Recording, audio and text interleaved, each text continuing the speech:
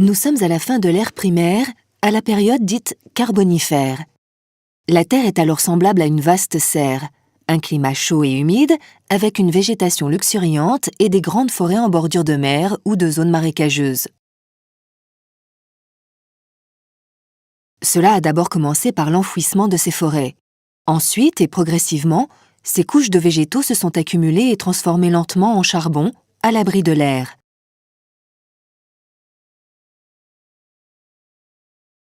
Il existe différents charbons correspondant aux différents stades de la formation.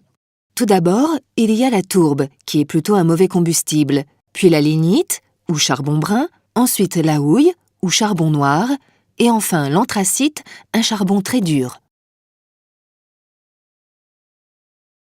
Deux grands modes d'exploitation sont aujourd'hui utilisés pour l'extraction charbonnière, en fonction de la configuration géologique du gisement et de son environnement. Si l'épaisseur des terres recouvrant les couches de charbon est faible, on exploite le gisement à ciel ouvert. Si la couche est en profondeur, on l'exploite en creusant un réseau de galeries souterraines. Le charbon est encore la première énergie dans le monde pour produire de l'électricité au travers des centrales thermiques. En chauffant de l'eau, on obtient de la vapeur, ou énergie calorifique, que l'on transforme en énergie mécanique puis électrique. Y a-t-il un nouvel avenir pour le charbon qui a tant marqué le 19e siècle? À suivre. L'utilisation du charbon pour le chauffage débute plusieurs siècles avant Jésus-Christ, en Chine, puis en Europe. Mais de par son enfouissement, parfois profond, il faudra attendre la deuxième moitié du XVIIIe siècle pour qu'on l'extrait massivement.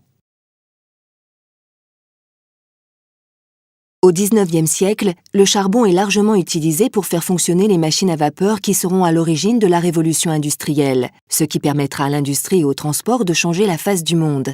Avec la locomotive à vapeur alimentée par le charbon, apparaissent les réseaux de transport qui vont rapprocher les hommes et faciliter les échanges.